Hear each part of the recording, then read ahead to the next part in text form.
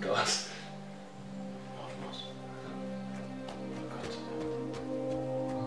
Come on, Snake.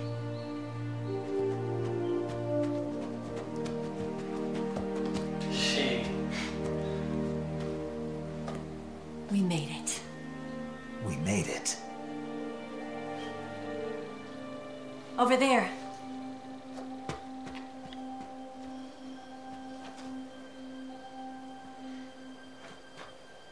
It's the boss, isn't it?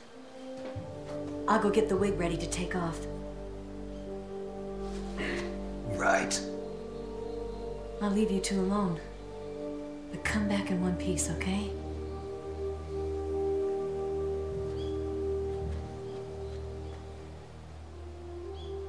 Promise me!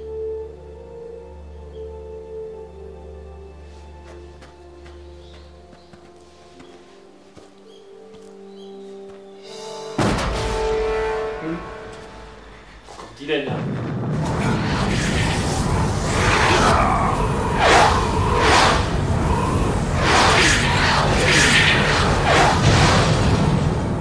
Du musst richtig gucken, was er drauf hat. Hat sie gepupst oder was? Life's end. Isn't it beautiful? Ah nee, eine neue Waffe. It's almost tragic. Ein Jetpack, oder? When life ends, it gives off a final lingering aroma. Light is but a farewell gift from the darkness to those on their way to die. I've been waiting, Snake, for a long time. Waiting for your birth, your growth, and the finality of today. Boss, why are you doing this? Why? To make the world one again. The world used to be whole. But with the end of the Second World War, the philosophers began to fight amongst themselves, and the world was torn apart. The Cobras, my comrades who trained and fought alongside me, were torn apart as well. The foibles of politics and the march of time can turn friends into enemies just as easily as the wind changes. Ridiculous, isn't it? Yesterday's ally becomes today's opposition. And this Cold War? Think back. When I was leading the Cobras, America and Russia were fighting together. Now, consider whether America and Russia will still be enemies in the 21st century. Somehow I doubt it. Enemies change along with the times, the flow of the ages, and we soldiers are forced to play along. I didn't raise you and shape you into the man you are today just so we could face each other in battle. A soldier's skills aren't meant to be used to hurt friends. So then what is an enemy? Is there such a thing as an absolute timeless enemy? There is no such thing, and never has been. And the reason is that our enemies are human beings like us. They can only be our enemies in relative terms. The world must be made whole again. The philosophers must be reunited. I will devote my skills to that purpose. And with the Colonel's money, I will achieve that end. Just as I once created the Cobras. They are my family. I may no longer be able to bear children, but I still have a family. Die hat die geboren? Auch den Opa? It was November 1st, 1951. I was in the Nevada desert participating in atomic testing. The name Nevada is derived from Spanish, covered in snow, white as snow. And snow is exactly what I saw in that Nevada desert. It froze my blood white. Snake, you were an atomic test subject, weren't you? On Bikini Atoll. That's part of the reason I was drawn to you. You and I are alike. we're both slowly being eaten away by the karma of others. We'll never have the chance to die peacefully of old age. We have no tomorrow. But we can still have hope for the future. In 1960, I saw a vision of the ideal future from space. 3 years earlier, the Soviet Union had succeeded in launching Sputnik, the first man-made satellite in history, into orbit. This came as a huge shock to the United States. In response, America threw everything it had into its own manned spaceflight project, the Mercury program. Even as the Soviets seemed poised to send their first man into space, America was still experimenting with chimpanzees and rockets. The government wanted human data, so they secretly decided to send a human being into space. I was the one they chose. At the time, they didn't have the technology to block out cosmic rays, and whoever they sent up would inevitably be exposed to heavy radiation. That's why they chose me. After all, I'd already been irradiated once. Of course, you won't find any of this in the history books. I could see the planet as it appeared from space. That's when it finally hit me. Space exploration is nothing but another game in the power struggle between the US and the USSR. Politics, economics, the arms race, they're all just arenas for meaningless competition. I'm sure you can see that, but the Earth itself has no boundaries.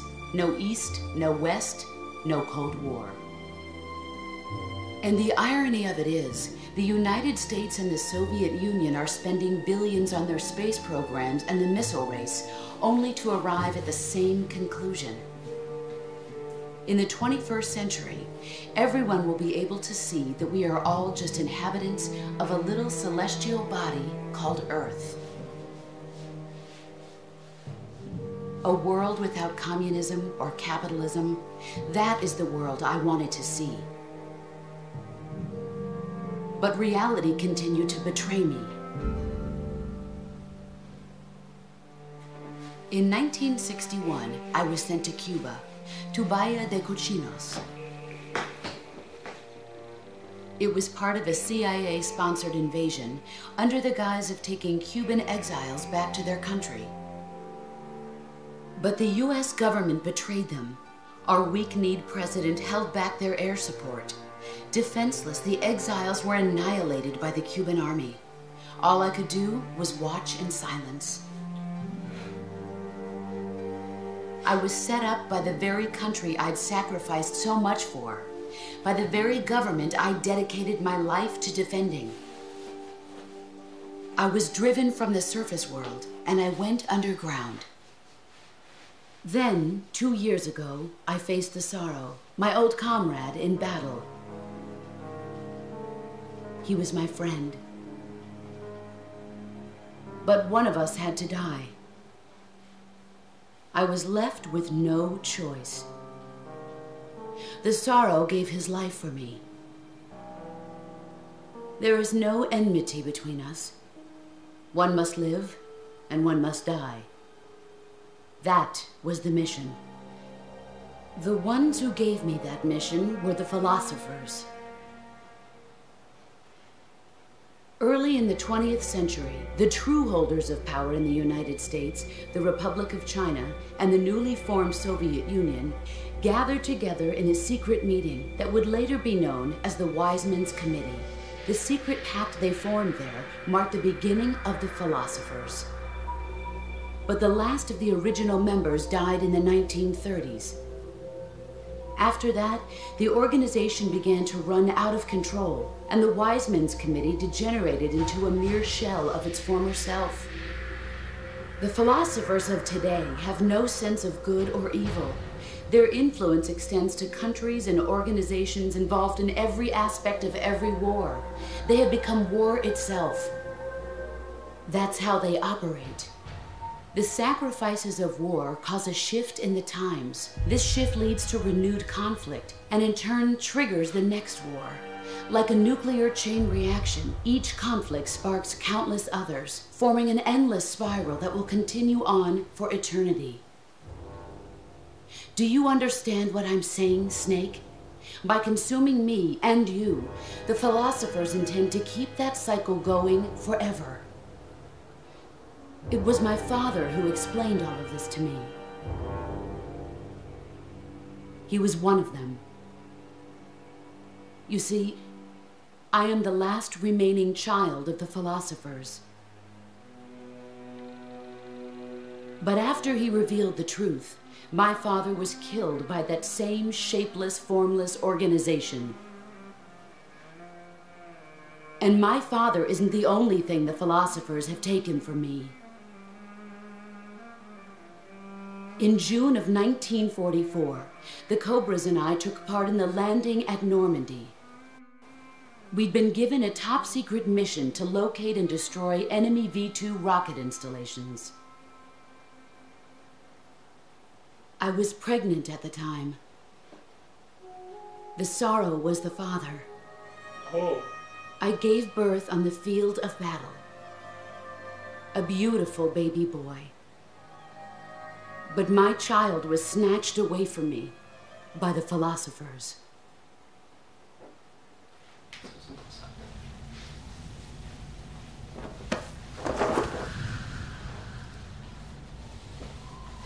Look at this scar. This is proof that I was once a mother. I gave up my body and my child for my country. There is nothing left inside me now. Nothing at all. No hatred, not even regret.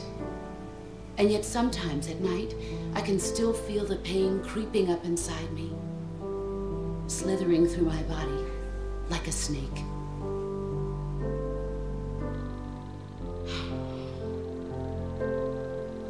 I've never talked this much about myself before. Thanks. Thanks for listening to me.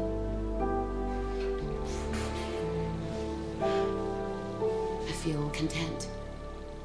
Snake, commence the operation. I raised you. I loved you. I've given you weapons, taught you techniques, endowed you with knowledge. There is nothing more for me to give you. All that's left for you to take is my life, by your own hand. One must die, and one must live. No victory, no defeat. The survivor will carry on the fight. It is our destiny. The one who survives will inherit the title of boss. And the one who inherits the title of boss will face an existence of endless battle. I'll give you 10 minutes. In 10 minutes, MiGs will come and bomb the hell out of this place. If you can beat me in less than 10 minutes, you'll be able to escape in time. Let's make this the greatest 10 minutes of our lives, Jack. Boss. You're a soldier. Finish your mission. Prove your loyalty. Face me.